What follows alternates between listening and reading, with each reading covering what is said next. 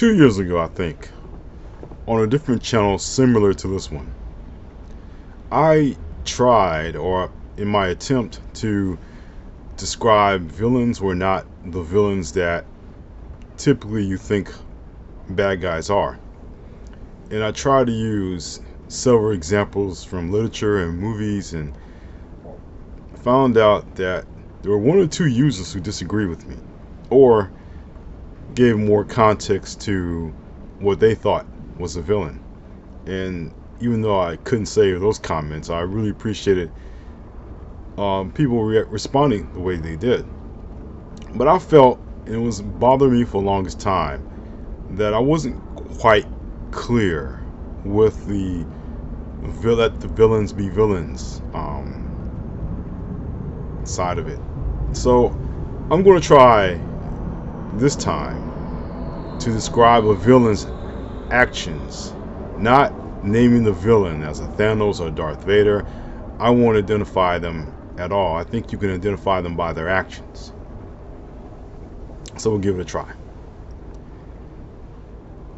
It has always been my opinion that the villains that we see today in literature and in cinema are not quite the villains that we have grown up accustomed to seeing as doing kind of vile, dangerous type acts. I mentioned literature before. The main antagonist in the Sherlock Holmes books would always cause some mischief, and he would be a type of villain that would just purely do things out of spite and out of evil. But I believe that my main issue in my earlier statement about letting villains be villains is that I felt that today's literature and cinema are not giving villains the proper treatment as far as being an all-and-out villain who just committing evil acts just merely because they're plain evil. Even the antagonists that we felt were out and out evil are now being softened to have an edge, but they're doing it for the public good, or they're doing it for the greater good.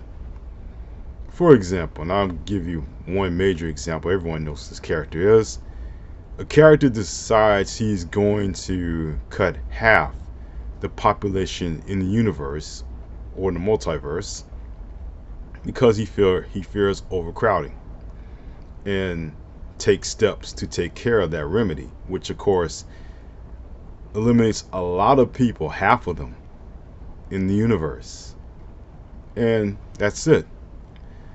Now this kind of dovetails into everyone's thoughts and fears about overpopulation. The world is overpopulated. So what do? How do we cut down the numbers so that everyone has the adequate resources that they need? Now the villain did something that, if we had that much power, who wouldn't want to solve the problem of overpopulation by just simply snapping your fingers and eliminating billions and billions of people? Some maybe in your own family or friends that will vanish, disappear just like that. But I just felt, and I should have been clear at the time, that this individual should have just said, I just want to murder everybody. I don't care who it is. Now, the sympathetic part about this villain is that his own daughter had to be sacrificed for him to achieve his goal, right?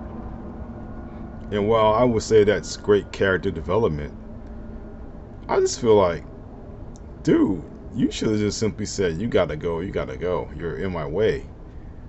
To me, a villain is someone who doesn't care who gets in their way.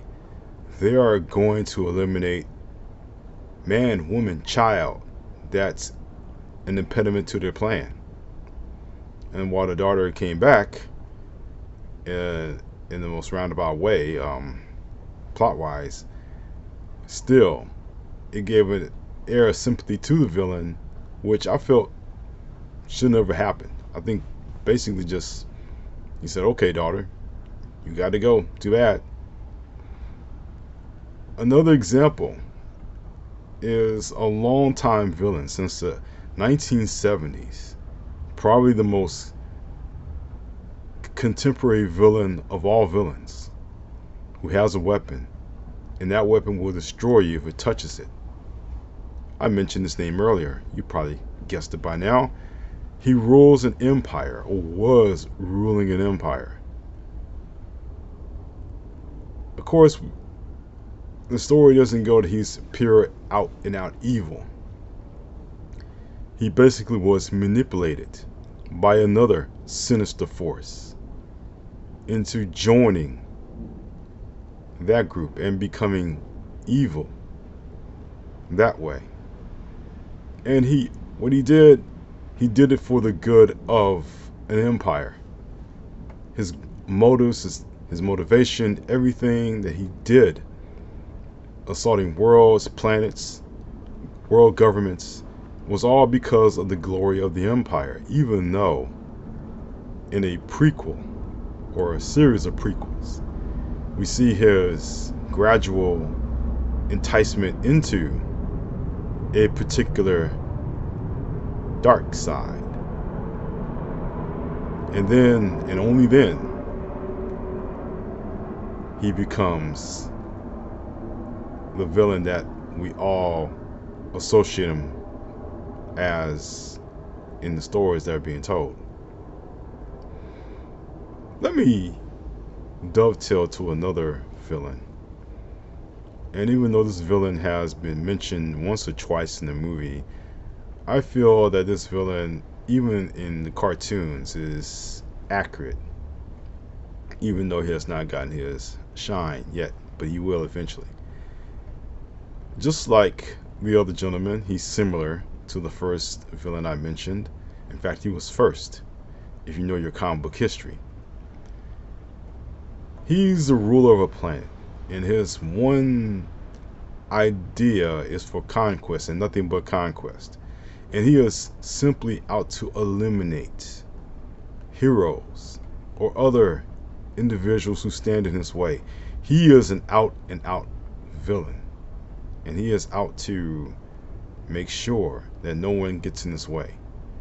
Of course, he sent his underlings, and they do this job for him to pave the way for invasion, to pave the way for whatever.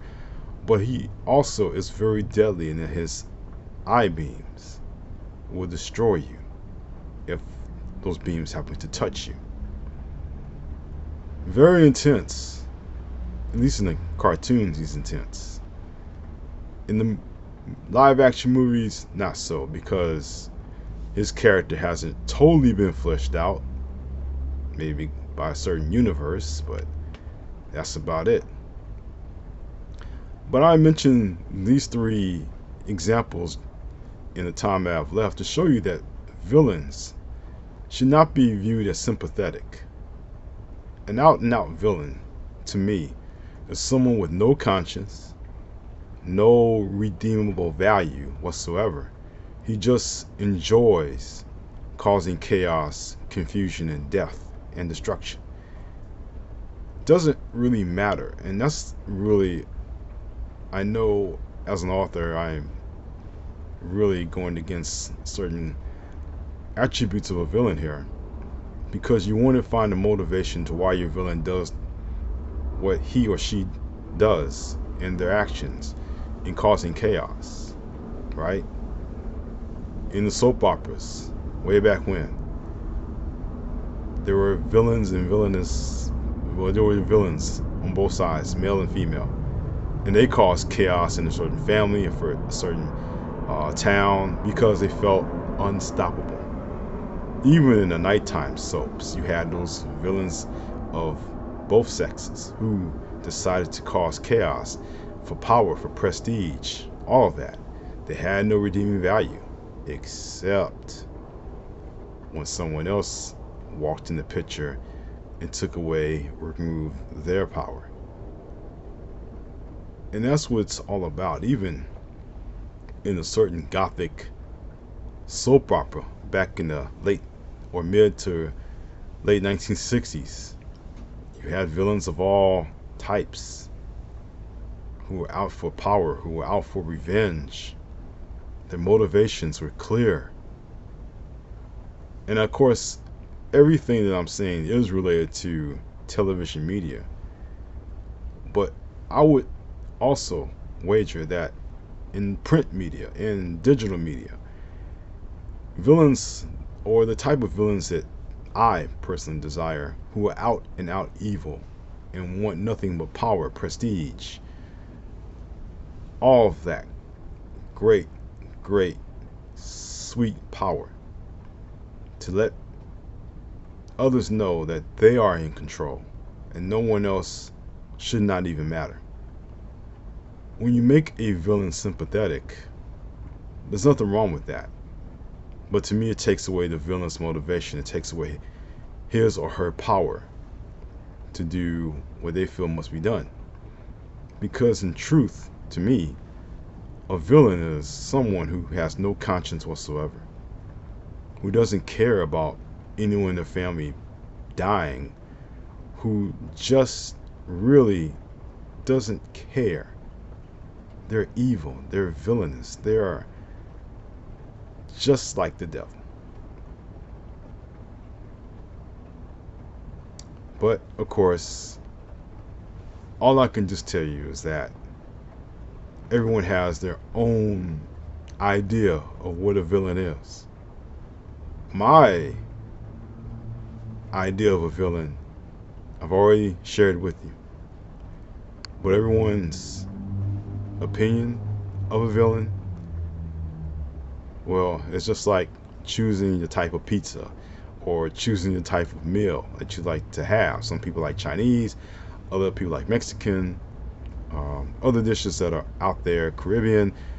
A villain has a certain taste for everyone, depending on the way that a character is being described.